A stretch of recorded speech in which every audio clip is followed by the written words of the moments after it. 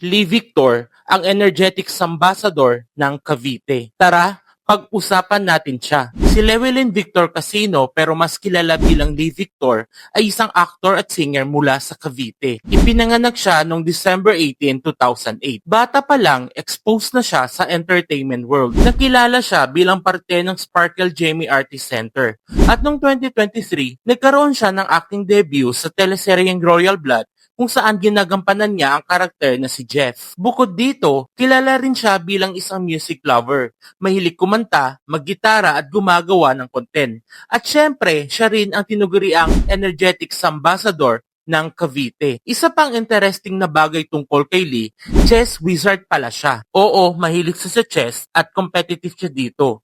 Dagdag pa sa singing, guitar playing, acting at modeling career niya, kaya naman multi-talented talaga ang batang ito. Isa sa mga pinakaunang kontrobersya niya sa loob ng bahay ay ang leadership issue. May pagkakataon na si Lee ay nabigyan ng leadership responsibility. Pero dahil sa pressure, may mga housemates na nagtanong kung effective ba siya na leader. Nagkaroon ng matinding discussion tungkol sa cleanliness at organization at dito naging emotional si Lee. Nagsorry siya at inamin na nadala siya ng pressure.